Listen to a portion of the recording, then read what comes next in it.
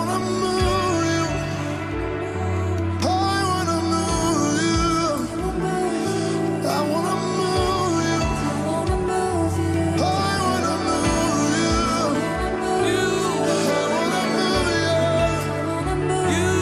I wanna move you. I wanna move you. I wanna move you. Tell me what moves you, love. Yeah.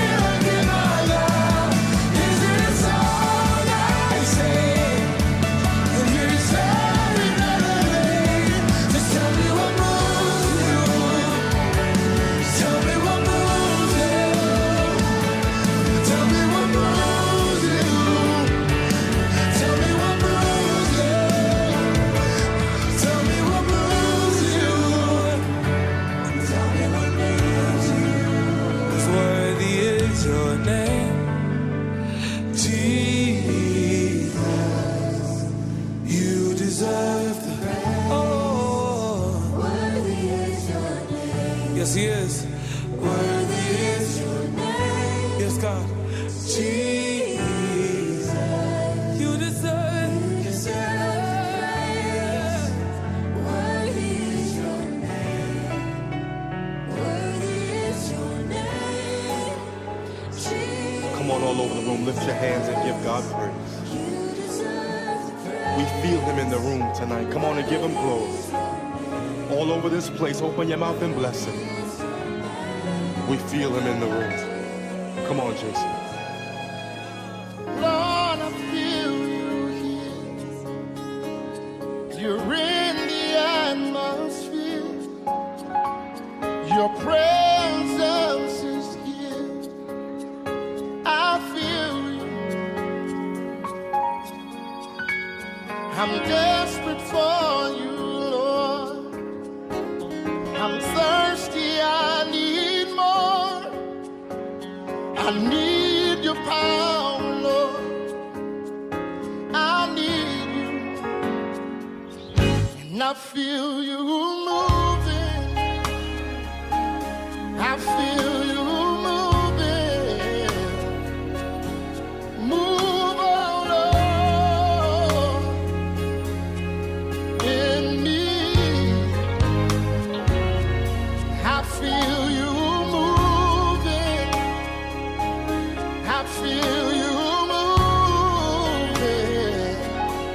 Move, oh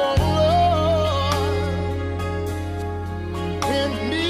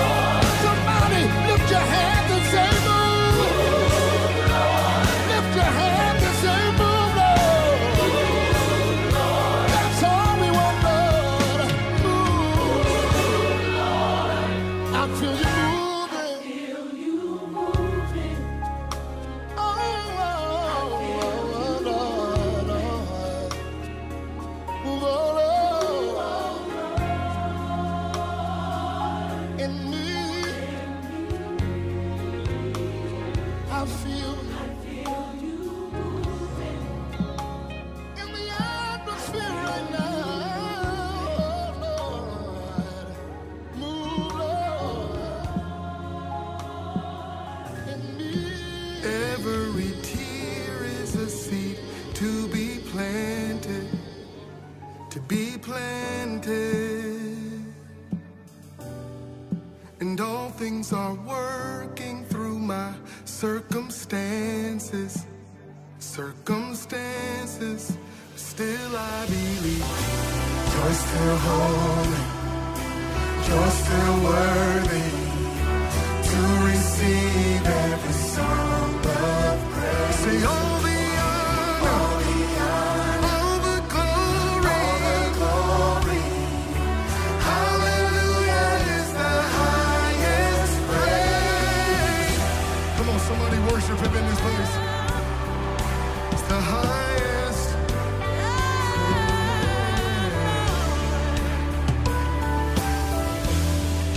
And every pain is connected to purpose. There is purpose. So Lord, through these trials, help me see that you're working. You're still working, and still I believe you're still holy.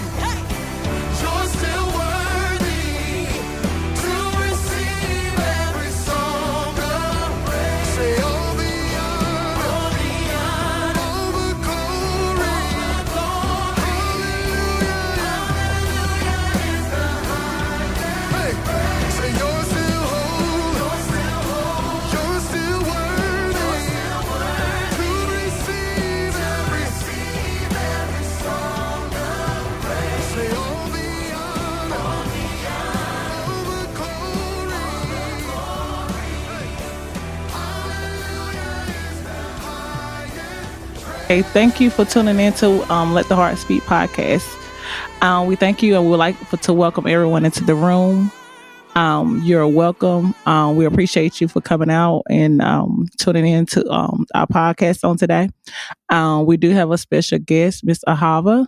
She will be coming up sharing her story, her testimony. So today we will just look for a blessed day and let her story bring transformation and transition in other people's lives. Let it be a blessing to you guys. We will be pulling Miss Ahava up in a minute, but we would like for Anthony, the CEO, the founder of Let the Heart Speak podcast, start off.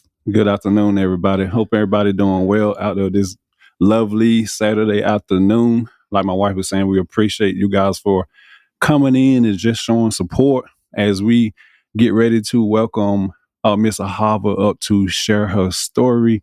And I pray that her story will kick down the wall of people's hearts, that they will open up and share as well, because your testimony will have the impact on somebody else's life. And we all have testimony to share. And as we share our testimony, people will be set free in their life so they can come out of this situation too, because there is hope. As I spoke last night, as we're coming into this new year, let's not give up hope. As God was showing me about my wedding band, real quick, everybody, I went through a season of depression, but I never took my wedding band off. And that was like 3 years ago. And I asked the Lord, I said, why didn't I take my wedding band off? He said, as in the natural, he said, something was going on in the spirit realm. He said, when you're going through the things you're going through, he said, never separate yourself from me. So as we go through these things, people, as we, battle, these struggles and things, never separate yourself from God, because he will come in and deliver us. But the enemy wants us to give up, special around this time of the year when we get ready to shift into a new year. And I believe and I speak, prosperity and everything over everybody's life coming into this new year.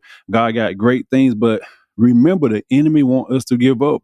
He want us to give in. He want to have you all tied up in depression. He wants you to commit suicide and, just throw in the towel and say, Lord, I heard people, I can hear this in the spirit. I heard people saying, if I got to live next year like this year, I might well to end my life, but not so, not Amen. so, so like I said, we appreciate y'all for coming in, as Miss Ahava get ready to share her story. As she come up to the stage, I want y'all to light this chat up with hearts. Please, we're going to pull up we're going to go ahead and pull her up, and we're going to have her here in a little bit to share her testimony.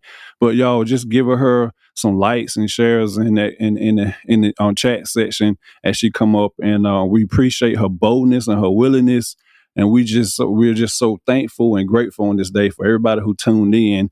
I pray that everybody, our ears and hearts be open to receive the things that she have for us this day. Thank you for coming in, Miss Ahava. You're welcome. And the floor is yours. You can go for it. Okay, hi. Hi, how I'm you so doing? excited. I'm good. I was just before like you guys like started, the worship was really good. Like I was getting so emotional because I was just like so grateful, and like Yeah. I just Right. it was just a great worship. And then I was texting my sister, we're like, these songs are so good, they're so touching, and then like it's just I'm already so emotional, so it's like Wow, that's God. That's yeah, God. it really is. So before we getting ready to mute our mic, and we're gonna just let you share your story. Like I said, we're not gonna intervene. Mhm. Just share your story, and when Okay. you finish, that's when we will come in. But as I was thinking, and I was praying, and the Lord was showing me some things. As you said yes to this right here, right? That's right. And the Lord said, as she said yes to you, He said she was saying yes to me. Amen. He said, because you are a yes. He said, what I heard you saying is, yes, Lord, I will live this life for you. Yes, Lord, I will surrender my life to you. He said, I kept hearing yes, yes, yes. So that's the person He was showing me. That's who you is for Him. He said, you are a yes person. So like I said, we're going to mute our mic, and we're going to just share. That's it. Okay. We're going to mute it, and you can just have your way. So have the floor, and we're going to mute our mics, and we're going to just back up. Thank you. You're You're welcome. Well, first, I just want to thank God, for connecting us together, and thank you guys for allowing me to come up here and just speaking my truth. And I struggled with oh my gosh, I'm gonna cry. Oh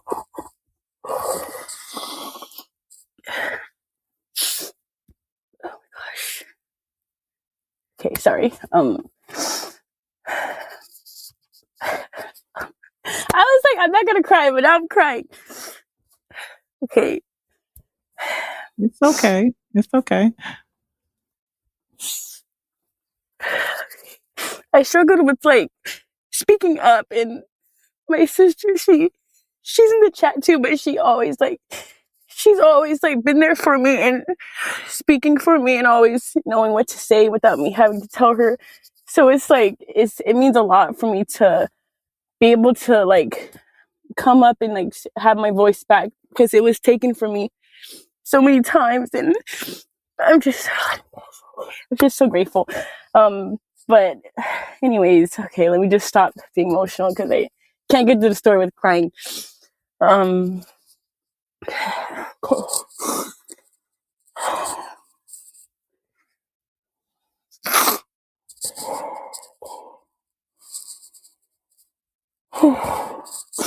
Anyways, so basically, I just do a little bio. I'm from California. I'm 21. Family of 9. I'm the youngest girl. I grew up in a religious home. My mom, she's Christian. We did Jewish holidays. We did both. So I'm not my story is not oh, I never knew God, and then one day I just surrendered just because I finally met Him. But it was more a lot of things kept happening in my life, and then I finally took a second and just realized He's never left me in each moment. So yeah, I always told myself I wish I had testimony where I went through all these things and then I hit rock bottom, and then I found Him. But it was more I knew Him, I was running away from Him, I knew Him, and then things kept happening, and then I surrendered. So I do say yes, and that's why I got more emotional, because when Anthony said she's saying yes to Him, I really am saying yes to Him. I'm saying yes fully 100%. So yeah, anyways, so basically when I was younger, to really start what happened to me with my uncles. And I know I told you guys in the email what happened to me about the molestation and all that stuff. Everything, it didn't start with just me. It really started with like my grandmother and my mother, and it was more of like a generational curse of what was happening to our family. So so it just, the seed was planted long before I was even born. And so I think now, like, not think, well, I know for sure, like this generational curse ends for sure now, but it definitely started with my grandmother, and then my mom. She's oh my gosh, appreciate my mom so much. She's so strong. She's been through so much. She's like, she's incredibly strong. I'm so grateful to have a mother like her, and I'm so thankful that God put us together, because she's like, she really is my rock. But anyways, okay. So I would say it started with the seed being planted within my family, and when it got to me, it happened with I was molested between two different uncles, and one being when I was around 6, and then it happened again around 9. But between that time, I became very silent. I was very shy. I was very scared. I was just very I don't know. I was just not like the kid that was like gonna do things, like be open and be like super confident. I was like broken, and I didn't know why, but obviously like the trauma, it took a toll on me, and not dealing with it with God really affected how I acted, how I was like going into like teenage years, and then all the way really up until like even early adult years too. So yeah, and I feel like I'm all over the place, but like I don't know where to start. It's just, like so much random things. But yeah, so after I was sexually attacked the first time, we went through like a whole court thing, and that was a lot. I think that's a lot on a kid itself, and that I think that made me more closed off. It made me more shy. It made me afraid to speak. And then once it happened again, I didn't want to tell anyone, because like I didn't want to go through that again. And then 2, I was just like, I don't want to break up my family again. So it was like I can't. Oh my gosh, stop crying. I can't put that on my family again, because that was like, it was a lot. It was like my mom, that was her brother. So it was like, she had to break apart, and anyone that didn't believe me, she was just more like, well, I'm not gonna like banter with you. Like, I'm gonna believe my kid. I'm gonna trust my kid. And she did everything. Well, both my parents, they did everything to like, protect and to get justice for me and stuff like that. So I really appreciate them, but I just didn't want to put them through that again when it happened the second time. So when it happened again, it was like, it was my uncle, it was my aunt, but it was like they were the uncle and aunt that everyone loved. They were like the ones everyone goes to. They were the fun ones. They were like, they were like the cool auntie. That's how, like, they weren't like distant. They were very close in the family. So it was just crazy. So I'm like, I'm not going to tell my dad because they're close. And I'm not going to break his heart because of something that happened to me. So I like held that in for so long. Like, I held that in literally like this year. I told them, oh my gosh, I can't stop crying. So crazy. Okay.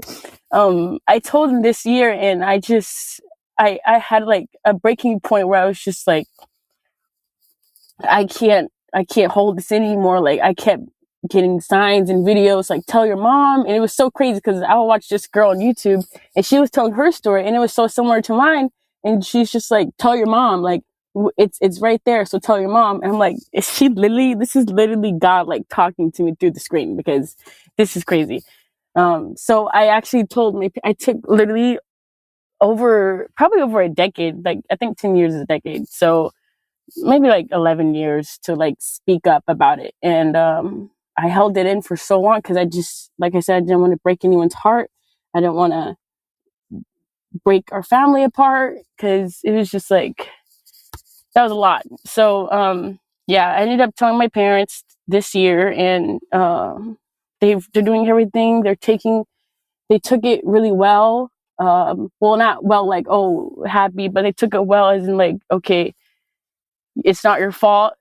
We understand and we love you and we're going to protect you. So it was just a huge relief for me to like be able to go to them and not get like shunned for not saying anything for so long. But yeah, I would say like not being able, like not dealing with that with God, it was like horrible, because I would get into relationships that were not serving him, and it was like I would stay in it because I was looking for love, and it was like the love I was looking for was just, I was trying to prove to myself so bad that I can be loved by a guy that like, because I was so hurt from my uncles, I was like, I have to prove to myself that I can't keep crying throughout the whole thing.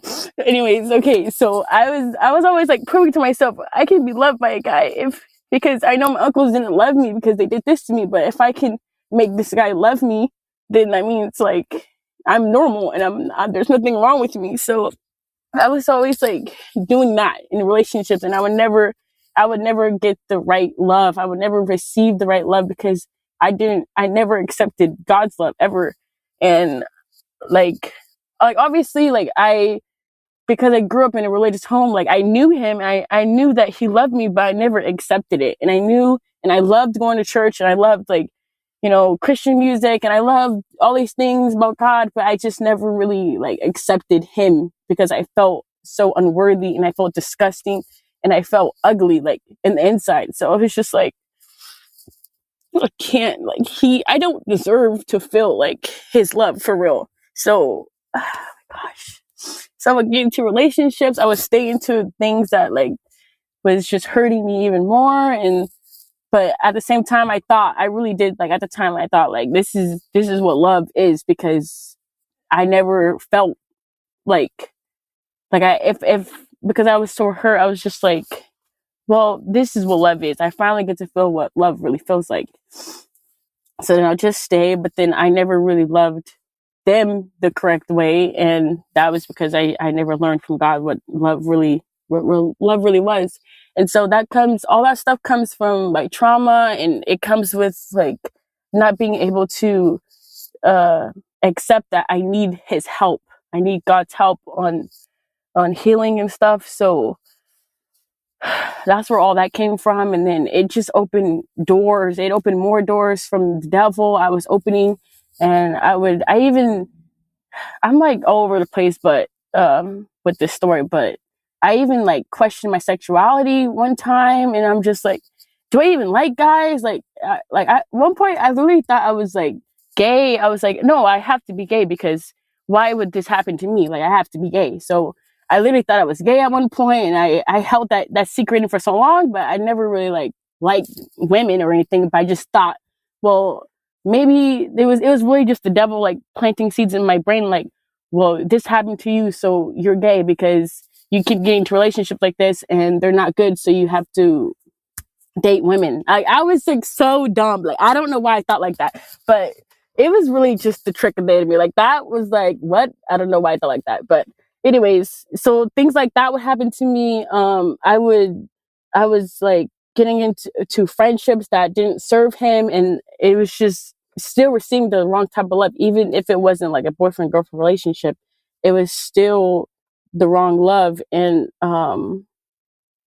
yeah, so I kept struggling with that. And every time I would get into a situation where it was like completely toxic, I would just stay because I thought this is what's supposed to be.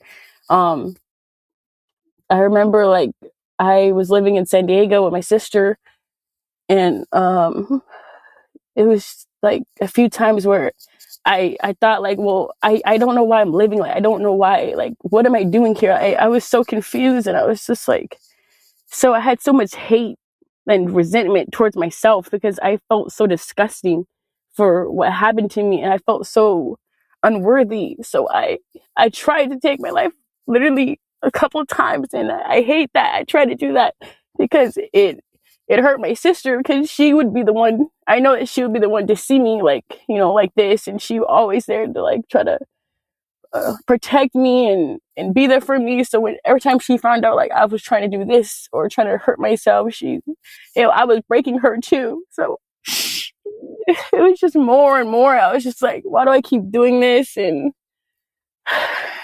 but I don't know, like it was literally the devil telling me like, well, you're unworthy, you're disgusting, you do this, you do that, you do all these things, but you say you love God, you do all these things, but then you preach to people, and it's just, I was so like double-minded. I was so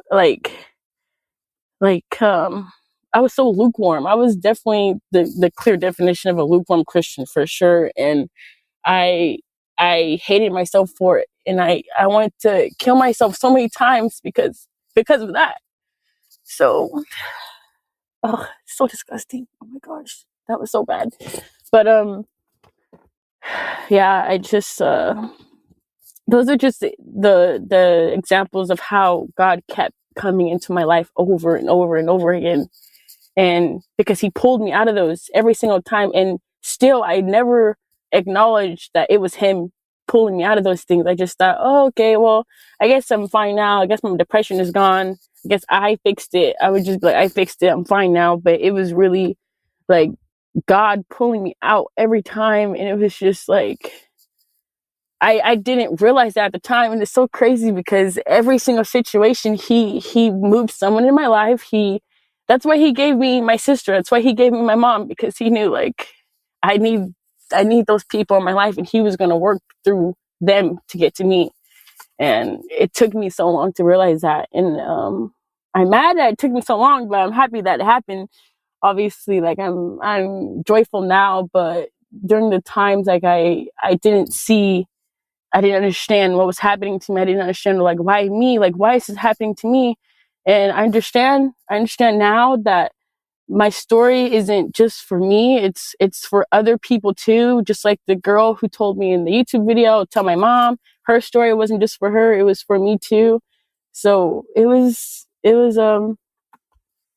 definitely a transformation I had to take. But yeah, so I would say that having trauma built up and not accepting and not healing with God will literally destroy you. Like it crumbled me so low. Like I'm a totally different person now, but before I was so weak. I was so I was so confused all the time. I was like beating myself up. And I remember this one time my mom told me, she's like, you keep punching yourself in the face with your words, like you're hurting yourself. And I was like, I realized it. I was like, wow, like I am literally my biggest hater. Like I'm my biggest problem. I'm standing in the way of myself. And ever since she told me that, I try to be nicer to myself. I try to take care of like myself first. And I try to like stop people pleasing and just try to please myself with just starting with kind words and just being there for myself first before I'm there for other people. But I don't know. I was very lukewarm though. I won't lie. Like I was very lukewarm. I would preach and preach and preach, but then I would turn around and live a worldly lifestyle and be okay with things that I shouldn't have been okay with, and getting treated certain ways that no one should be treated like. So, but now I don't know. I just live with joy and I'm happy. I don't even know where the story is going. Like, I don't even know what I'm talking about anymore. I'm just up and down, I'm crying. I'm like, da da da. So I'm sorry, you guys. This story is like up and down, but Um, what else? What's part of my story? I'm trying to continue because I know there's more, but I guess I'll talk about how it all came together with really accepting God's love. Um, I moved back home with my parents, and at that time I was like in situationships, like not a relationship but something, and I was in a situationship, and I was just like, this is not God, like this is not him, like he's not dwelling here, like this is not it. And I would start feeling strong convictions that, like, I've always felt strong convictions, but it was hitting harder. Like it was 10 times harder. Like I started hearing him loud and clear, like, okay, Ahava, pack this up. This isn't right. Like the Holy Spirit was definitely knocking on my spirit for sure. And so when I moved back home, I was just craving. I was craving him. I was craving the word. I was craving to know him more. I was craving more and more of him, because that's when I started realizing, like, all these things that happened to me, and I'm still here. Like, how am I still here? Other, like, people would go through things like this and give up. Like, they would give up on life, and I did try to give up on life. So that's why I'm like, there's a reason why I'm still here. There's a reason why he still wakes me up every day. There's a reason why, like, I'm still alive. Like, there's something that I'm supposed to be doing. So I was just like, I started getting that realization, and then I started getting that realization, and then my heart started to change, and so I didn't want to do things I used to love doing, like going out, partying, drinking, doing all these things, living a worldly lifestyle, dressing a certain way, listening to music, because that's when I started to realize also, like, this song makes me want to go party. Like, why does this song make me want to go lose my mind and black out? Why does this song make me want to go do stuff with go do things that weren't right? Like, my spirit it's not working. Like, this isn't working for me. So I started slowly but surely, like, everything just kept happening, like, boom, like, wow, like, I don't feel like I want to do this anymore, and I don't have interest in this anymore. It doesn't excite me. I would go places and I would start looking at it in a different perspective. Like, while I don't know, I went out one time to the club, and I was just like, this isn't it. Like, look at these souls here. This is not it for me. Like, I literally, everything just kept changing in my life. And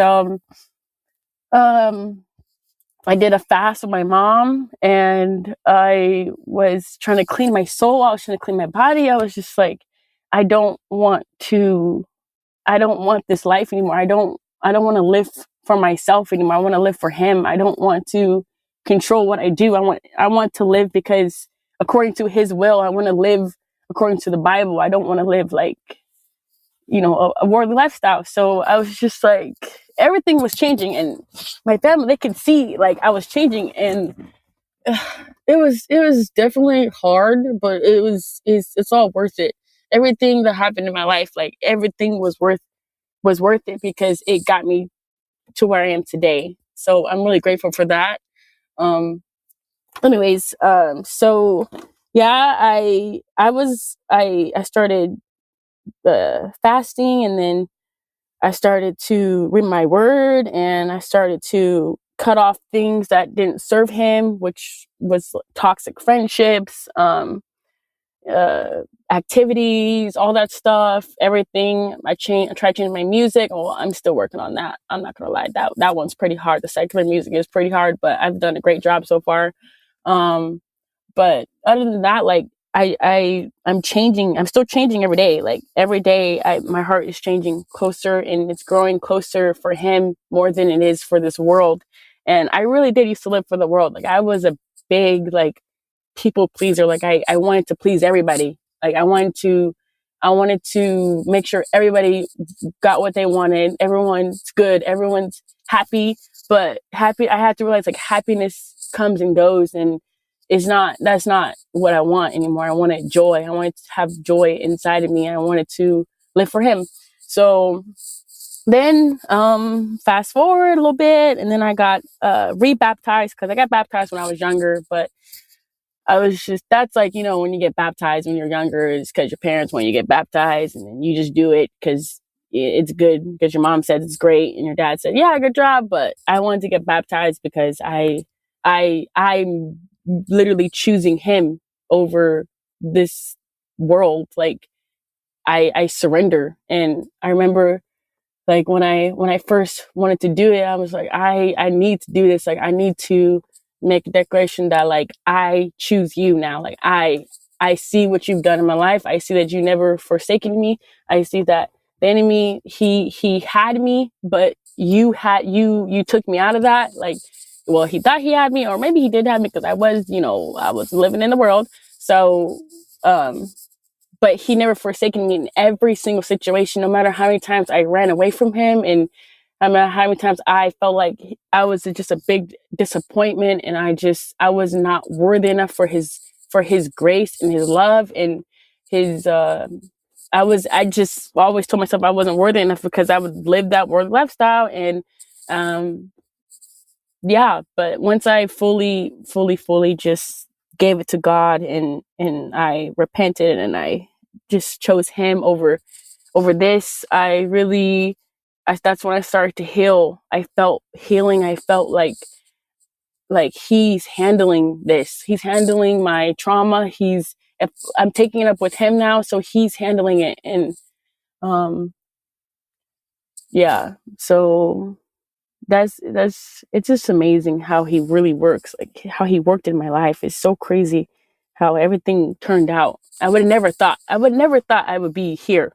Like, I would never thought. So, just so grateful. Yeah, but my story is kind of short. I'm kind of pretty much done. I mean, I guess, yeah, I'm pretty much done. Okay. Yeah. I guess it wasn't that long. Yeah, so, man, Awesome. me and my wife over here trying not. I'm a big crybaby. I don't cry too.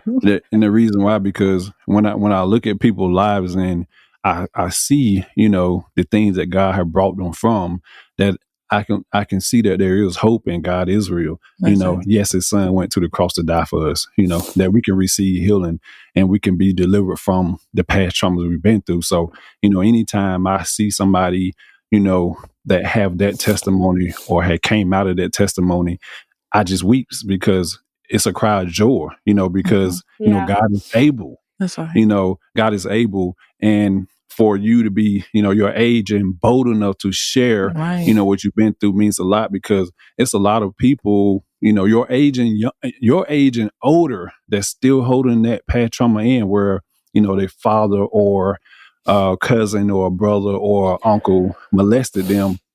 And to be honest, a lot of people take that to the grave. They never right. received deliverance from it. They never found somebody to actually talk to about it. And That's how sickness and stuff come in too. When you hold things in, it allows sickness like cancer, and people wonder how people get cancer, and brain tumors and things. And it's just like a balloon. If you put air in it and you pump it up, you know what I'm saying? It's just like the body. You don't let so much in, you know what I'm saying? And you never expose it. And that's the enemy job, is to keep you in bondage. If I keep you in bondage, you're never exposed, his agenda, and will never be set free. So I thank you for coming on, sharing your story. Powerful, real powerful. and I would like to, man, shout out to your parents, because Yes, big shout out. Yeah. yes, big shout out to mom and dad. That's right.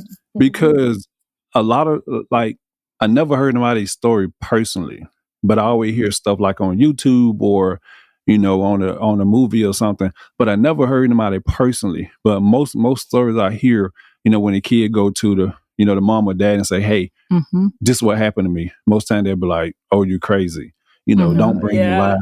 And then the person, the abuser, will say the same thing. Oh, they lying. I ain't done such a thing. Because what happened, because a lot of time when the enemy, I'm gonna say him, yeah, he used people, But he chooses us as a child, and we're so innocent. That's right.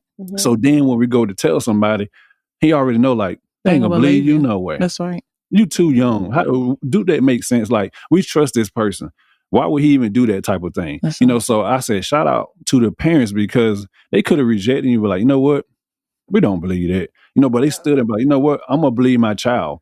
You know, we need to do something about this. You know, because I'm like, wow. You know, so what if my parents are very like, don't play with my kids. Like, That's no right. matter what it is, they're gonna go hard for their kids for sure. That's right. that's good?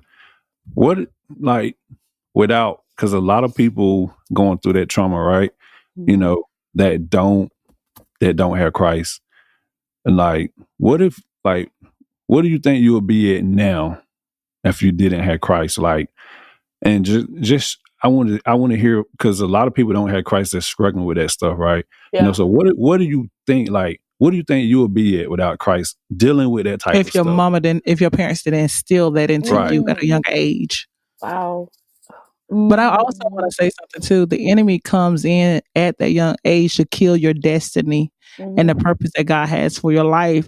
And he understands, if I plant the seed early, you will never produce what the prayers and the things that your parents have poured in, you know. So it's an assignment the Lord has you on, you know, that the enemy tried to kill. But God said Yeah. not so. So I think that's why I say that's why your mom was stopping you in your track too with what you say, because the word that you say, you shall reap what you say. You know, the words that you spoke, it comes alive. So she was stopping that from you, you know, saying things that was not of God, you know. So, but you can go back and answer his question. That's true.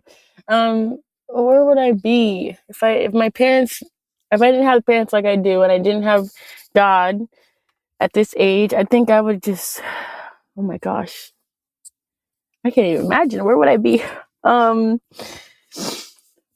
Definitely living for the world. Probably like living the fast lifestyle with like, I feel like I would be like a big partier. I would be living, I'll probably like a bottle girl or something, doing something in the industry that's like crazy and not a complete opposite of like me right now. I feel like I would be living for the world, people pleasing and chasing what, I don't even know how to call that lifestyle. Like chasing I don't know, like I don't know what lifestyle I'm trying to say, but it's definitely like an industry. I don't know. I'll probably be doing something that's so I don't know. I don't know. I feel like after the molestation stuff happened to me, I became more like I feel like that makes you more like sexual. I don't know how to explain that, but it makes you more like curious, and it makes you like want to do things that you never would have thought you would want to even do. Like it just opens doors to more things. Like that's why, like, I struggled with that too before, and I had to like get delivered from those things, even if it's just my thoughts. Like I can't. That's not okay. So I feel like if I didn't have what I have now, I would definitely be more, I guess, sexually driven. I don't know, but I know for sure, like that stuff, when that happens, you're more open to that stuff, and you're curious, so you want to try new things, you want to do things. And I would probably be destroying my body, like, you know, your body is your temple, but I would probably be not caring about my body, putting things in my body, drinking, doing whatever, probably end up being gay or something, because I feel like when you go through that and then you don't heal, that's what opens up other things, like curiosity to trying same sex and you thinking you like that. So I'd probably be doing something like that. I don't know. That's true.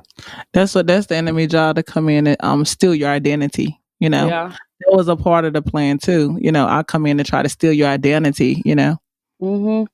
That's true. And an amazing thing, like, the same way God has a plan, the enemy has a plan also. Mhm. Yeah.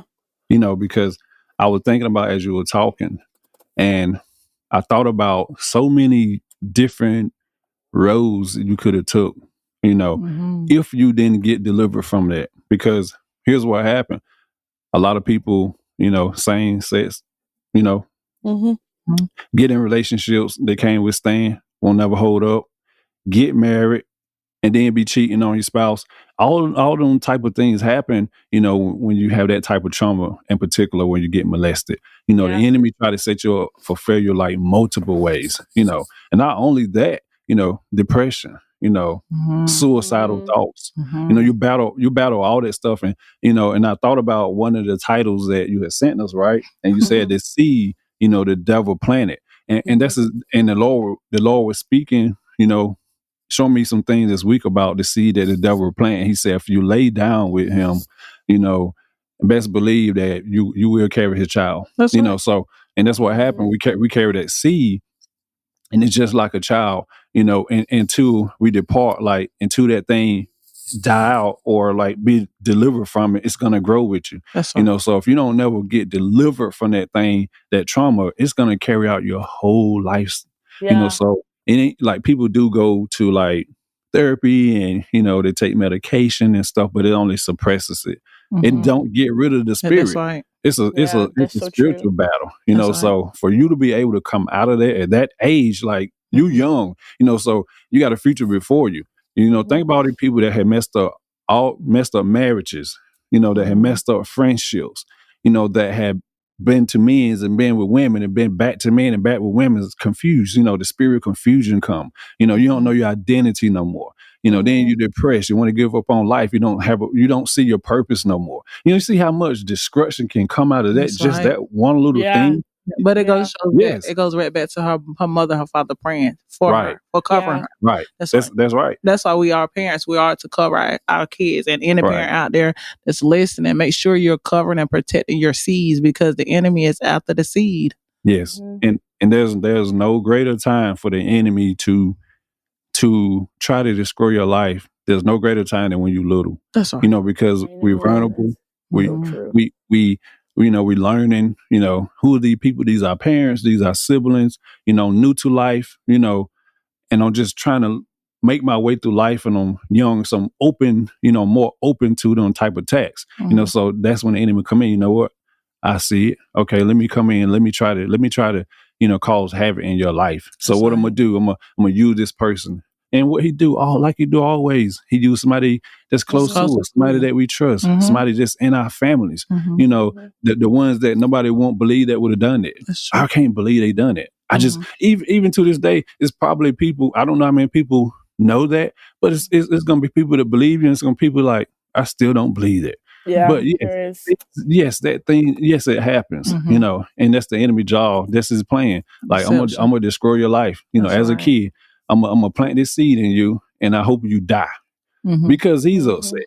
You know, the day he got kicked out of heaven, he been trying to take out God people since then. That's right. You know, because we created in his image and we look just like him. That's You right. know, so he lost his place. So his job is to try to destroy our purpose. Mhm. You know, because he don't have it no more. That's right. You know. So, and another thing I was thinking too, you said it took like a decade, right, to talk to them about it Yeah. happening, right? Did you like within them, like I said, a decade to 10 years? Like, so did you struggle like with torment or depression and all that stuff for 10 years, or were you Yeah, finding? I struggled with like between that time. Like I wanted to take my life so many times, and Mhm. I was sad. I was never satisfied with things, and I didn't know why I was never fully satisfied. Like if I really wanted something, then I got it. It wasn't enough. I wanted more, and I didn't realize like I'm craving God, but I don't know that I'm craving God. I don't know. Like I didn't know what I want. I was so confused. I thought like my life was meaningless. I was like, why am I here? Like I don't have the same purpose as other people. I shouldn't even be here. I'm not even worthy to be here. I would tell myself that all the time.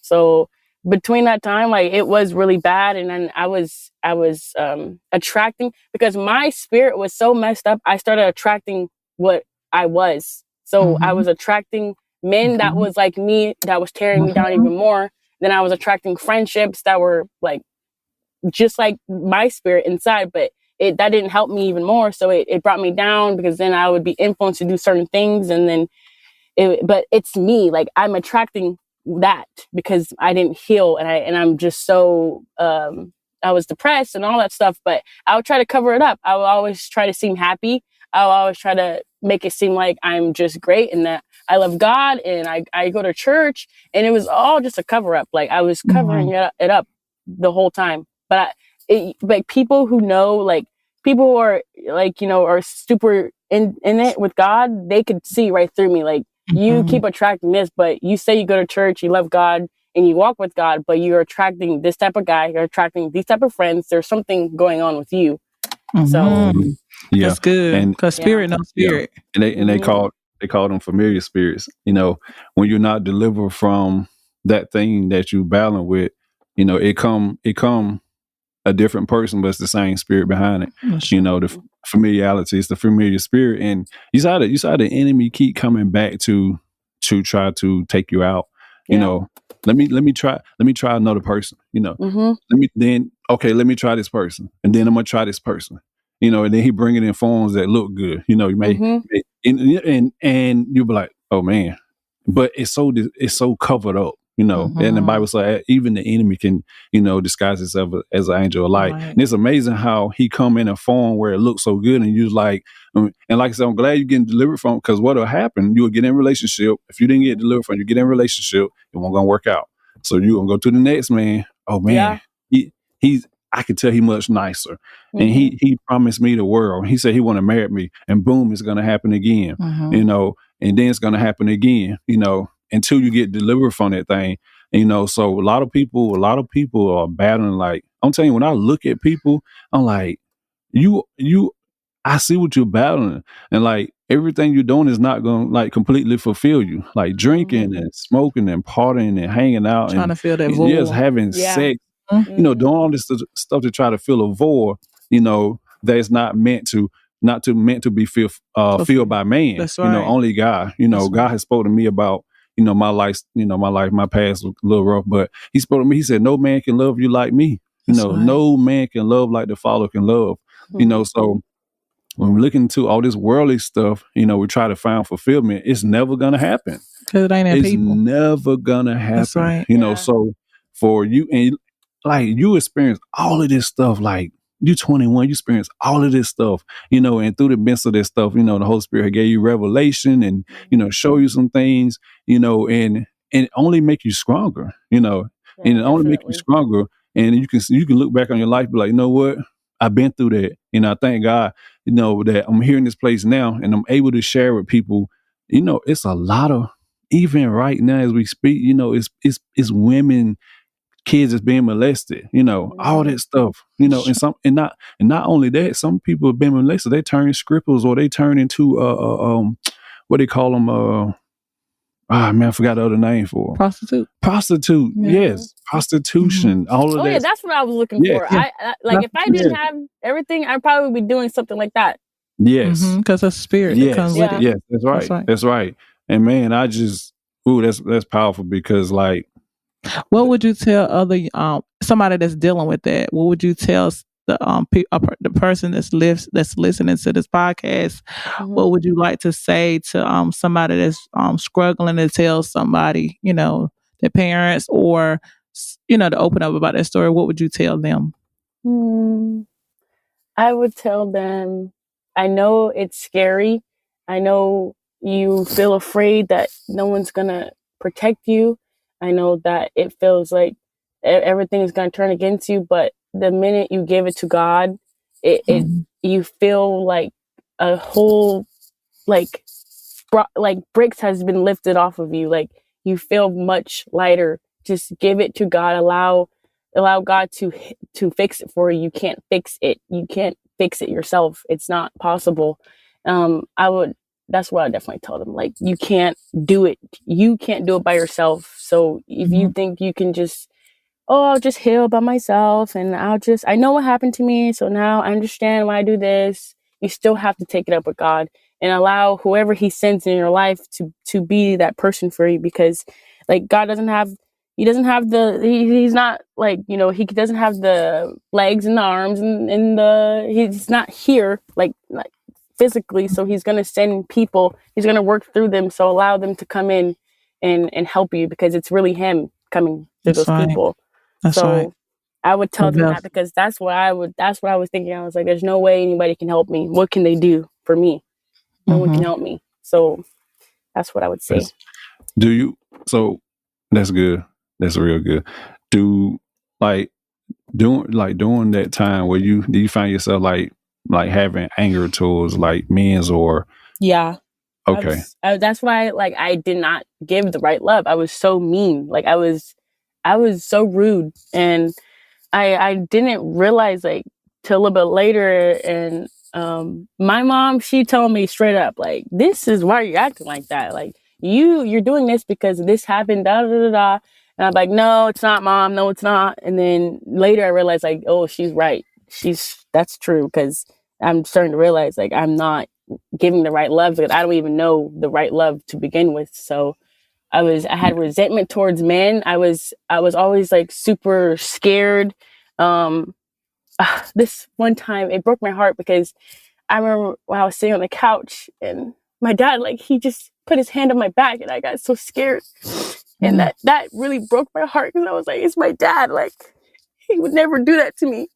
But it started that started happening. So then I started hating men. Like, I was like, you guys are disgusting. I don't know. I just hated older men. Like, even if they're like 30s, 40s, I just hated being around them. Like, don't hug me. Even if it was like cousins, friends, I didn't trust anybody. Like, no one could hug me. No one can touch me. Nothing. Like, I didn't even want to hug my siblings. I was just like, don't touch me. But yeah, it was hard. Like, I didn't realize like that came from that until later. So it was like ongoing for a minute. Like, I didn't want to, I would get into like these little high school relationships, but they couldn't hug me and they couldn't kiss me, because I was like, I don't know, I can't do it. We're going to have to wait a few months for that. And they'd be so confused, and then I would be confused. I'm like, I don't know why I'm like this. But Wow. yeah.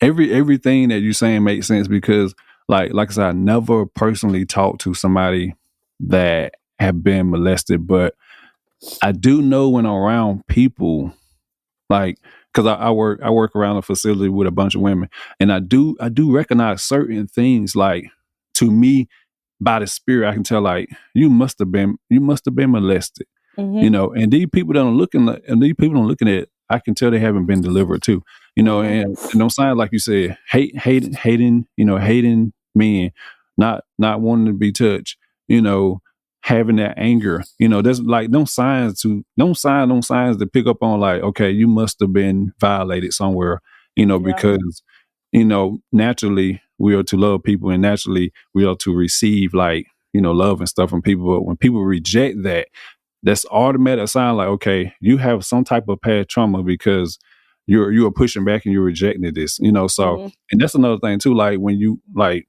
coming through that, like you said, I'm sure you reject that, you know. Like you said, your dad would just try to comfort you, you know. You're like, whoa, you know, get off me. That really broke my heart. Yeah. I was like, what am I doing?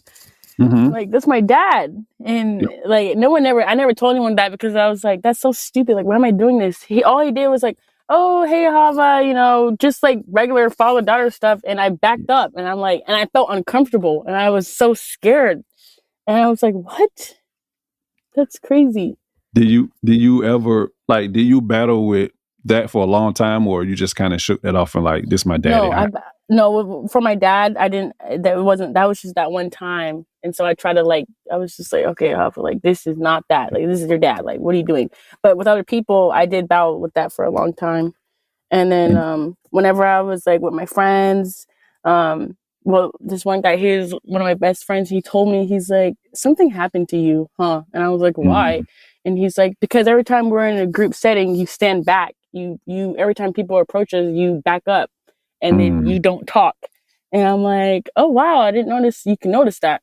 But Wow. I literally, I would not talk. I would be, I struggle with like talking, like basic talking and like paying for stuff. Like it was so much thing that it opened doors to. It was crazy. Like for a long time, I wasn't able to pay for stuff because I would feel like people were watching me behind me and I couldn't do it. So then I would make my sister do it and my mom, everyone would have to do these things for me because I couldn't do it. And I was like, no, I can't. Like people are watching me, they're looking at me. I can't do it. So it was just like, that happened for a long time and they were getting fed up. It's at a point they were like, you're going in by yourself. And I had to do it. I had to just do it. But wow, like it's crazy how you were just like being hit from every angle, yeah, like literally left and right, something new. Left. Boom, boom, boom. Boom, yes, not being able to trust, battling with depression, suicide, same sex, worldly, it's like so much came, with just those two incidents, right? So much, the enemy caused so much havoc in your life just because of them little small incidents, and then you were battling with all them type of spirits and demons and stuff just because of that thing that happened. So when you go back to when your dad had, you felt uncomfortable. Did your dad know at the time that you had been, violated, or he didn't know at the time? He knew about the first uncle from my mom's side. He knew that, but he didn't know. This is when I was probably like in middle school or something. So he didn't know about the second time at all. Oh, like no one knew about that. I just took it to the grave. But the second time, like it was so crazy because they were there for the first time it happened to me. And they were there. They were around. Like I said, like they were like the popular uncle and auntie. So like they were there and I would stay over there all the time. And like I was just like, it's just so mind blowing to me how they could do that. But but no one knew at that time. So it was just I just shook it off. I tried to like fix it by myself. I'm like, this isn't gonna work. Maybe they're gonna start asking questions. I don't know. I can't do this. So I just try to fix that with my dad, and it never happened again. I never felt scared again. But yeah. Did you like, so in that time, did you ever, after that, violation period, did you ever like have to come See like them? in this? Yes. Yeah, I was around them all the time. All the events, family gatherings, I was always around them. I just like, every time I seen them, I always thought about it, but then I trained myself to not think about it anymore. Like I trained myself to be happy. Like the word happy, like that word, I don't like that word because happiness goes away. Yes. But I trained myself to be happy in the moment and to look at everybody else, how they're so happy and that they're so happy to see them. So that's why I kept telling myself I can't break up this family because they love them. Like everybody loves them. I can't do it. And then it's like, that's my dad's best friend. Like that's his sister and she knew. And I was just like, I can't do it. And I didn't want to break no one up. And it's like, I always thought about it every time. And then I would just train myself, okay, that's old. It's fine. Wow. I literally told myself they forgot, so I'll forget too. So, but then like, it's so crazy because too, like they actually like, when I got a little bit older, they moved away to, they moved farther away from us and no one understood why. It was just a random move. But as I got older, I think they were a little afraid I was going to say something. But yeah, but even when they moved away, they'll come back, everyone, oh, we missed you, blah, blah, blah, blah, blah. But yeah, I always had to see them. And that's because I never told anybody. And I just wanted to fake it till I make it. I was going to take it to the grave. Wow. How did they act around you? Did they act like everything was normal? Completely normal. Like, completely normal. Oh, hi. We love you. We miss you. They act like normal aunties and uncles. Like they just act very lovey-dovey and like the normal lovey-dovey, not the creepy way, but like like a normal uncle and aunt relationship. Because after that, like I was never really alone as I got older. Everyone's around. There's nothing. I'm too old now. They can't do nothing. They probably wouldn't try it. But yeah. Wow. That's it's man. I'm messed up right now. Because like I said, I never had a chance to talk to anybody that, like I said, had been through such a thing, but it's just amazing how, people, I would say the accuser or the abuser, can, and we know spiritually, we know it's the enemy, right? Mhm. But the part that hurts is, when it's somebody that's close to us, and it angers you, when they come around, and they put on this certain image, like, hey, how everything going, everything great, but deep within, I know, and what happened, but you Yeah. come around, and you treat me such as like everything is normal, and it caused that deep anger, towards that person, because like we all have our traumas and stuff, right? And mine was different than yours, but I had a lot of anger towards a person that treated me a certain way, to the point that I would treat everybody else a certain way, and that's how it works. When we had these traumas, we treat everybody else a certain way, where we mad at the world, and we don't want to deal with certain people, and yes, we can find in certain friends and stuff for like a temporarily relief or something, but there's no relief here on earth that's eternal like God is, so it's amazing how, like I said, the abuser, the accuser.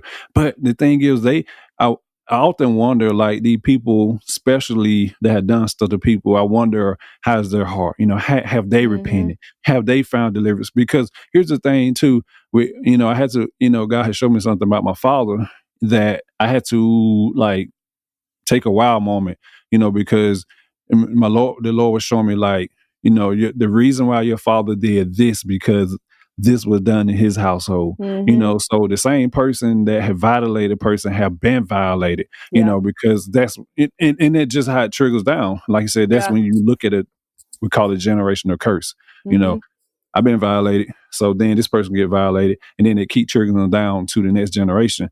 In generation two, somebody breaks it. Like you said, God is calling us to be generation curse breakers, and that's what He's doing through you. So, and it's amazing that you were able to gravitate to the things God was showing you, like, okay, you're the generation curse breaker. It stops here. No, this can't happen no more through the bloodline.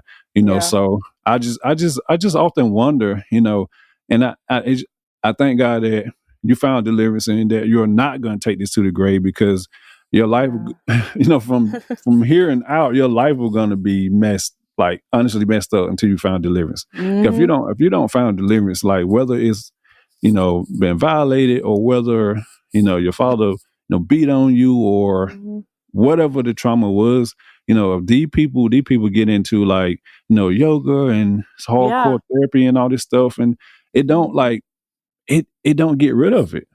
It don't get rid of it. It's not healing nothing. It's not healing anything. So I was thinking, what was my next question? Doing, like, okay, let's see here. What was it? Man, I kind of lost it. But so, like I said, through that 10-year period, did you are you, like, okay, here's the question. Did you, in your heart, whether you, because sometimes we don't, like, go to people because they may be far off, or we just can't. But in your heart, had you forgave them? Yes, I've Okay. forgiven them. I believe in forgiving, and I believe that if God forgives them, who am I to not forgive at all? Like, that's crazy. And I think that how I view it now is, through the 10-year span, I didn't really think about forgiving them, but now I do. And and during that span, I thought, let me just forget about it and it would just go away. So that's how I was training myself. And I really thought I was healed from that. Like, I was so, oh my gosh, that was so crazy. But now I'm like, I forgive. And that doesn't mean, like, I'm going to be around you, or that doesn't mean, like, oh, I love you, like, we're a family. No, I forgive what happened. And because if they choose to repent and God forgives them, like, it's just not going to work for me if I'm unforgiving. That means I'm not really living like Him, or I'm not that's not right.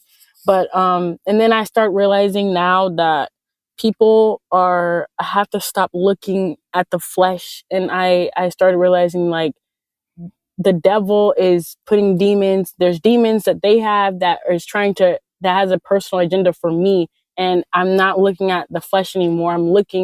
I'm facing a demon that's trying to get to me. And they've been planted in people that I know because they're really trying to get to me. So, yeah, that's just how I think now. But Yeah. before I didn't even think about forgiveness. I was just like, I'm just going to forget about it. Yes, because, this week the Lord was dealing with me with a lot of stuff. And he said one of the things that my people have to do, he said they have to forgive, right? And when you study the word forgiveness, it says to find relief. And the Lord was saying, he said, as they forgive in the natural, he said, in the spirit realm, I'm releasing. So that, and people don't think like with that past trauma, I hear a lot of people say, I can't forgive them for what they done. But they go to therapy and all this stuff. But the Lord was saying, he said, he said, spiritually, he said, that's why I'm telling my people forgive. He said, when you forgive, it releases you from that, and that's when you can start your healing process. So no, forgiveness is like one of the steps, but forgiveness just don't like, oh, I forgave you, and then I'm completely healed. Deeper. It just, yes, deeper than that. It's steps to take, but forgiveness releases you from that. Then you can take the proper steps of being healed and allowing God to come in and, heal your heart and all that good stuff. So, and that's the thing. A lot of people don't forgive, and that's a real important step of being delivered, Did you forgive yourself? Yeah, that was the biggest one for me. Like forgiving them was big, but it was forgiving me was even bigger. And that was really hard for me to do, like forgiving myself. And it was so crazy because I would go to church and it would always be about forgiveness. And it would be like, forgive yourself. And I would be like, what? Like, is God talking to me right now? Like, this is crazy. So I would always get that sermon, like every other time I go to church is always about forgiveness. And I'm like, oh my gosh, I don't forgive myself. And it was hard to forgive myself, but wow. Yeah. And I'm telling you, like, for anybody that's listening, because a lot of people haven't forgave the person that abused them. That's right. Everybody don't. Because people when you have anger in your heart towards people, it's hard to forgive. That's a really hard step. Like, I shut down a person really dear to me for like a year, and I had a prophetess of the Lord come and say, you have to forgive your mama now. That's how important it is. It's like, I'm not okay. I'm gonna forgive you next year. This time, no. Now we have to do it. We now. Talk about that. God is a now God. Yes, you have to do it now. You have because that's the process of releasing yourself from that situation. Or that person. Like I said, it don't mean that we have to hang out. It don't mean you have to come to my house. Yeah. We don't have to have Bible study together. None of that stuff. I don't hate you. But I have to release myself from this burden, this situation, this person. So I have to forgive, so it can release me and I can move on with my life and not be bound by this thing the rest of my life, so it's really important that we take them steps, when things do happen, and that's why I pray that, just kick the door down somebody's heart to be able to share, because it's a lot of people not being delivered from what they battling with, right? So I know God had called, us, and you to be able to kick the door down on somebody's heart, say, look, open up, share your story, allow God to come in, because a quick dream I had I seen it was a person dear to me. I seen the Lord looking, he showed me a house and he showed me a small window and he was trying to get in the house. And I was saying, Lord, what are you saying? He said, that's their heart. He said, they closing their heart off to me, so, we have to be able to see them things. So that was my question too. Being that happened, right? And if you can't, I pray, Lord, you're able to see it. Being able to that happen, are you able to identify those type of spirits on men when you see them, or is it signs you can see, or you can like? I'm sure you should be able to, right? Yeah, I feel it. Like, no, that ain't right. Something's wrong. Like I feel I can feel it. Like My mom too. She's pretty spot on too, because this happened to her too, and she's really good with it too. So I picked up on my mom's traits, but also like now I'm super aware, and I'm like, no, I can't go over there, or no, I can't do this, or this is not right. Something's wrong. Something. I can feel it now. So Wow. Now, and I didn't, you say your mom went through it too. So you most definitely, yes, a Yeah. generation curse breaker, because what's going to happen, if you didn't break that, you're going to have a child and it's going to happen. That's and then right. they're going to have a child. It's going to happen. And that's how the cycle happens. It's and that's the enemy plan. I'm going to destroy your whole generation.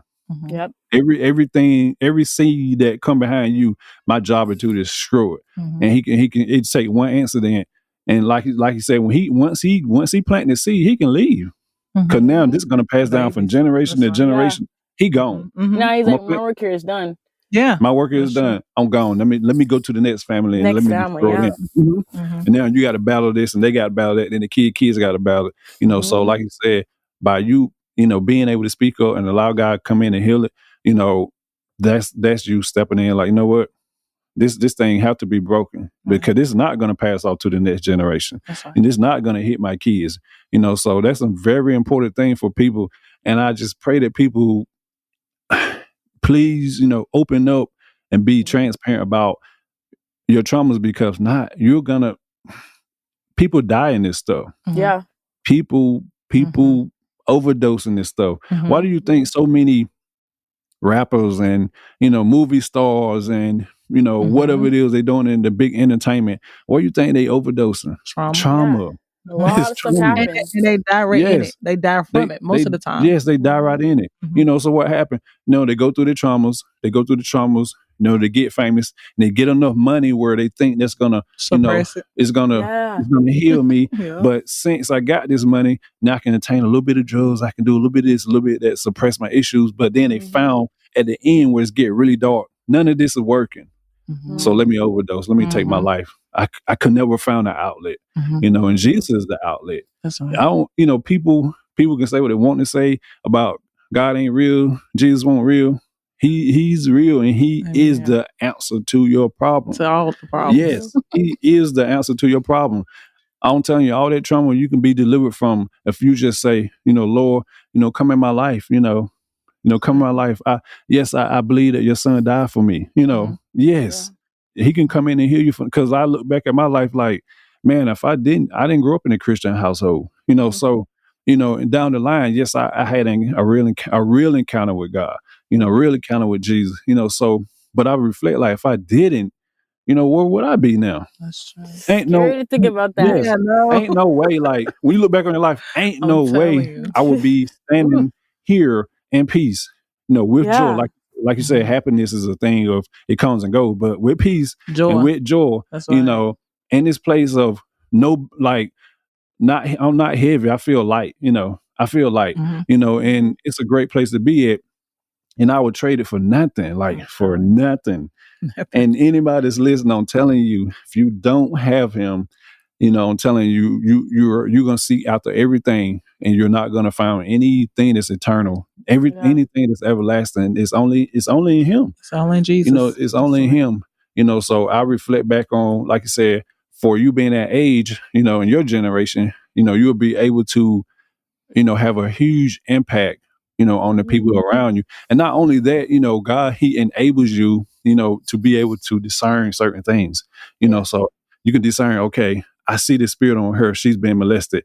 Let me, Lord, show me how to, to teach her, or show me how to give me that encounter with her so I can, help her through her situation. Because don't think that we're going to come out of the situation and not be able to help somebody else. That ain't how it works. Right. That's right. We'll be able, the enemy thought he was doing something by causing this problem, but no, now what's going to happen? God can use me and many would be delivered. So, I pray that also, God will give you greater discernment to be able to see, the younger women, your age or even older, be able to see the spirit on them and be able to, identify and help them and see them be delivered too, because it's really important in this age of time now, because a lot of people are struggling, with all them types of traumas and stuff. And remember, my wife talk about it all the time, like, man, how many kids are being molested? Babies, Yeah. being, violated. It's crazy. It's pitiful, man. It's mind blowing. It is mind blowing. It's not talked about a lot though. No. It's not talked about a lot. It's really not. So I we just we just appreciate you coming in and being bold enough to share your story, Thank you. and share your traumas, because that's a tough place. That's a tough place, and especially like for me, sometimes when I reflect back on it, it make you emotional. You know what I'm saying? Mhm. And Yeah, not it really because does. I'm weeping, because I'm not being delivered, but I think about, okay, Lord, you delivered me from this situation. Now I'm free in you, and I just fall and I kneel and I cry. Because Yeah. it's amazing. When You know what I'm I'm tearing out, I'm not like, oh, this Yes. happened to me. I'm like in Right. awe of how all these things happen, and he pulled me out every single one. Like Mm. it's so mind blowing. Like wow, like he really is. He really is him. Yes, Mhm. he's him for sure. Yes, no doubt, he's him. That's Yeah. why. Yes, I'm telling you, when I talk to people, man, I be so like bold and on fire about, look, Jesus is real. I don't care what you believe. I don't care what you read. I don't care what people told you. He's real, Betty. Like I had a real encounter with this guy. Not no fairy tale stuff. Not no stuff that people just go to church and preach about. No, this is real. That's all. Yeah. This spiritual thing is real. Also, so the question here too, I have to ask it because, it's, I just want to know, because I know a lot of people go through that. So when, were you also tormented in your sleep too? Oh, in my sleep? Yes. Mhm. Yeah, I'll have crazy dreams, like Mhm. crazy sexual dreams, Mhm. and I'll be so confused, like why am I having this dream? And I didn't know at the time, like it's like spiritual warfare, like I'm being attacked in my sleep, because if he can't get me right here, he's gonna try to get me in my sleep. Mhm. And I'll have crazy nightmares, like where I wake up and I'm start praying, because I'm like, oh no, like something's wrong, I need to pray.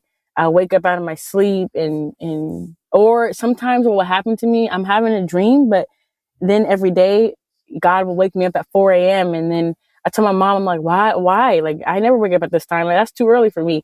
And she's like, well, he wants you to speak to him during that time. Mhm. That's why he's keep waking up at the same time every day. He wants That's you to pray, get in your word.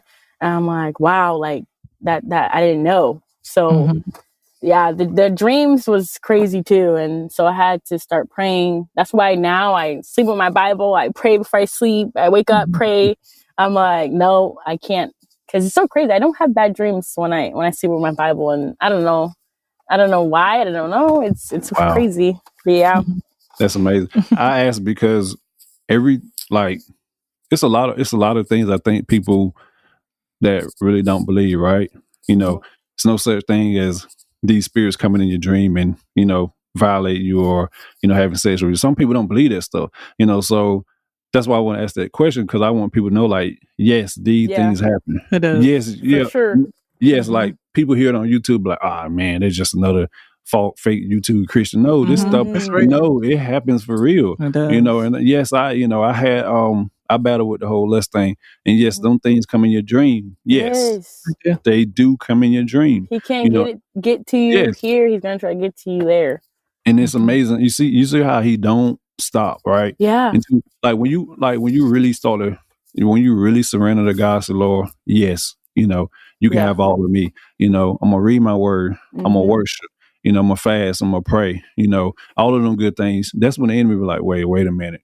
You getting a little bit too close to Yeah. God now. Yeah. Mhm. So then you can slowly see him, like, yes, he still try to attack here and there, but it ain't as strong as it used to be, Yeah. But if you don't, yes, he gonna come any way he can, in your Mhm. dreams, through your friends, through your family, all of this stuff just to get you, because you're leaving so many doorways open, Mhm. So, and that's an important thing, like you spoke about them doorways, we have to be mindful of the doorways that we open in our life.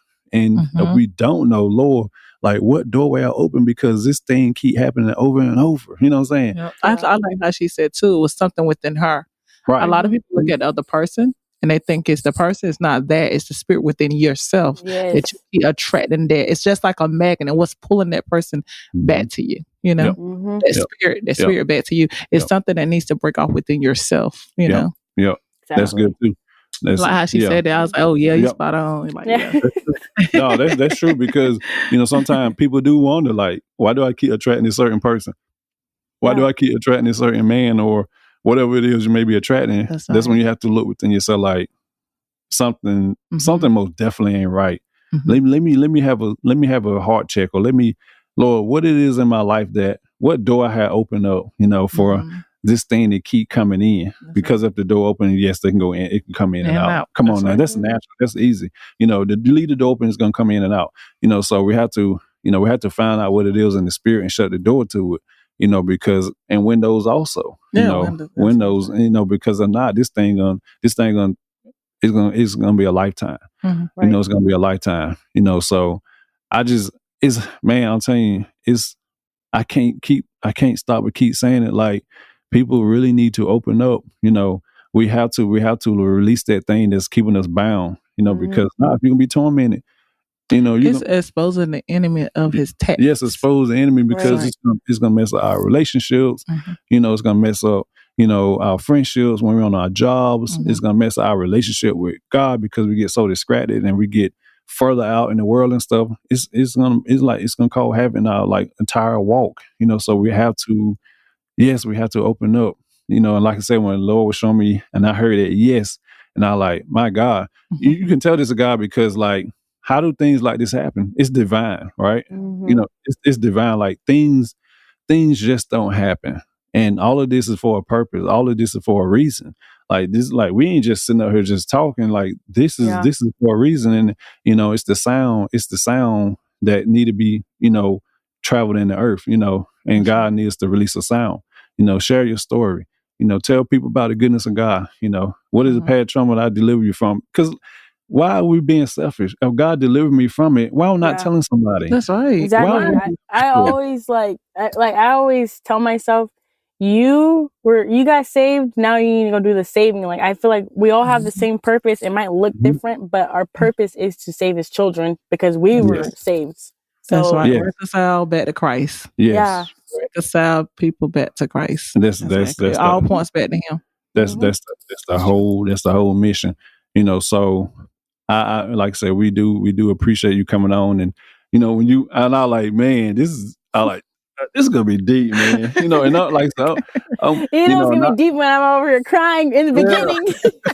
not like And know that we don't know you because I Yeah. make sure people know we don't no, know. Oh, yeah. this not staged. No, No, no. This is not staged, guys. No. No. We do not know this is her at not all. staged. 'Cause I You know don't from- know me. Now No. we're family. There you go. Right. That's Oh, right. yeah. That's right. And because sometimes for people, sometimes things are too good to be true, and people be like, "Oh man, they must have known each other," or That's what you call a God right. encounter. No, this is a Mhm. God encounter. Exactly. Yes, we talk like we know each other from day one, but no, Right. this is divine. Like, yes, like you said, we are family now, but before, no, we didn't know you. We you didn't know, know you. Yeah. it's just this is all God. So that's why I say man, it's just so amazing. And for anybody that don't know God to hear this, like, man, He's real. Accept Him today. Romans Exactly. 10:9-10. Yes. Accept He said, anybody that confess and believe, shall be saved. Make the confession in your mouth and believe in your heart. I'm telling you, man, look, when you started talking and you were trying to get yourself together, I'm like, I hope she get it together because I might mess up how to get myself together. My wife, she don't feel bad, she crying, and I'm like, this thing starts swinging in circles, all of us gonna be in trouble. I'm I know. crying, and then the kids gonna be crying. So but no, it's just the goodness. It's just the goodness of God, man, that Right. breaks us down. Right. And we just pour our heart out. That's We pour our heart out before Him because and worship because He's that great, right? We reverence Him.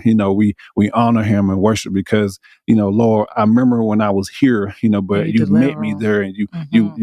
you pulled me out of that situation. You pulled me out of darkness. you deliver me from this person or that demon, and he's that good for anybody. Like, it's no like, No respect I of don't a know person. greater than the That's next right. person. That's We right. we all as a Yep. nation can receive, the things that God have for man.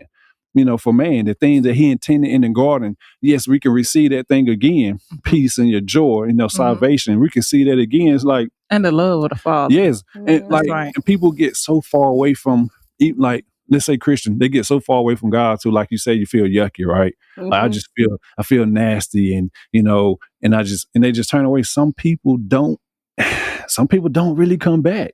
Yeah. I know That's people that they say, "Oh yeah, I used to go to church." That was 20 Mhm. years ago. What happened? What drew you away?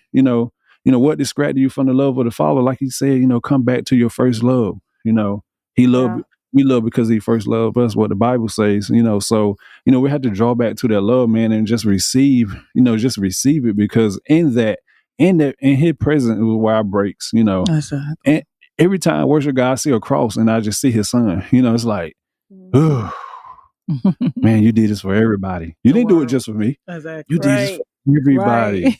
Right. Anybody just struggling with any type of trauma can be healed from that. If they just, allow Jesus to come in, to heal them from that. And Ms. Ahava is a perfect example. Right. She's not out here faking. She's not out here No. making that stuff. She's been delivered, and it's a tough process. Look at all the years you were going through that stuff, But when you came to God, like, you know what, I need to be delivered. He did it, right? He didn't turn away from you, like, you know what, I can't deliver you. Yeah. I can't help you. Found some help somewhere else.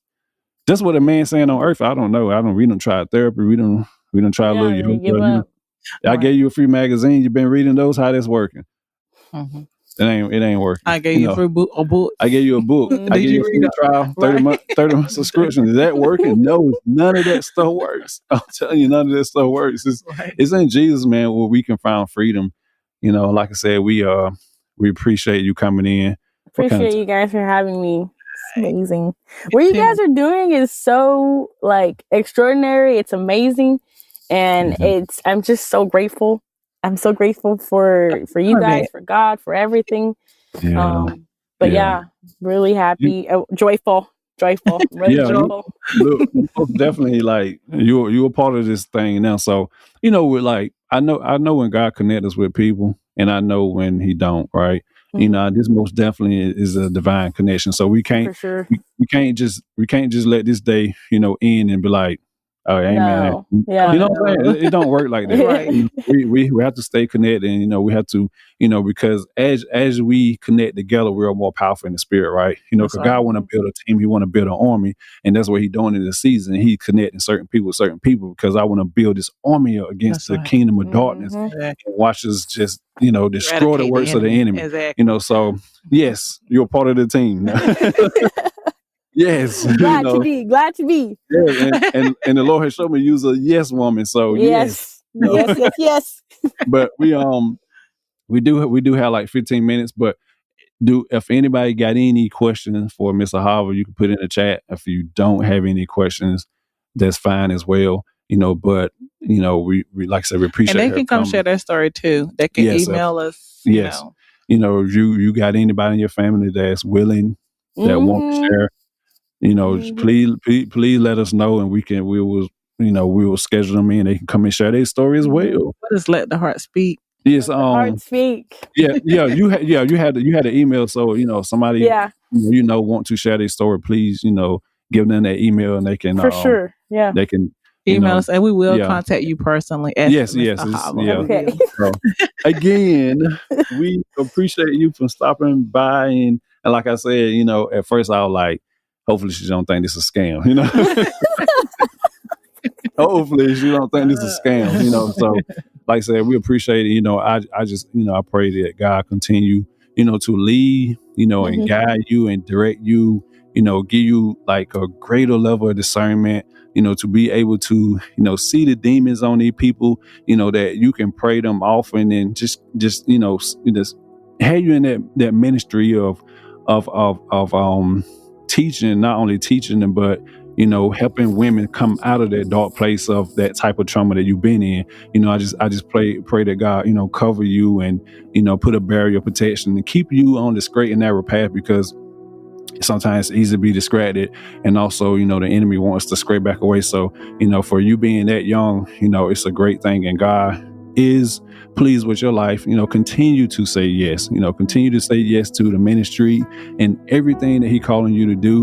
You know, continue to do the works of the Lord. And again, you know, we appreciate you, and we would love to have you back again. And anytime like you may have like a, you know, a topic or a story, anything you want to share, you know, just reach out to us and say, hey, can I come on and share this right here? This is something the Lord has showed me. You know, I got revelation on this. Because you got some good topics. Yeah. So, you know, just don't. We're not going to stop here. You know, so you know, continue to pray about it, and whatever the Lord have you to share, you know, get with us, and yes, we can get back up here. You know, and everybody who listening, we are on at Friday nights at 8. We call that open mic, where, you know, people, if you're a writer, if you're a singer, if you just have testimony for that week or that month or that year, whatever, we open the mic up for all of that good stuff too. So if you want to sing, if you want to have a poem, yes, whatever you want to do. Most of the time, people don't do that. We'll have a word, you know, or we'll just communicate. We'll just have open discussion, you know, about things that the Lord has placed on our heart for the week. That's right. Friday nights, 8 p.m. Eastern time, and Saturday mornings at 10:30, we have our pastor come in. She lead prayer at 10:30. That's Eastern time, and that's intercessory prayer. Yeah, intercessory prayer. And normally, we do another room too, where people come and share their stories. But so far, we still just in the kind of in the beginning, you know. So so that's our time frames. But again, we do appreciate it. And like I said, if nobody don't have any questions or anything, we appreciate everybody for showing up. And Mr. Hollis, we appreciate you 1,000 times, you know, for coming and sharing your story. You know, we will stay in touch. For sure. Yes. Yes. So at this time, since the room is ready to close in a little bit, what we can do, we can just let the music play out. And again, you know, we appreciate you 1,000 times. You know, you have a blessed afternoon. Appreciate you both too. Yes. You have a good one, and we will stay in touch. Thank you so much. Have a good one. Okay, bye. Bye.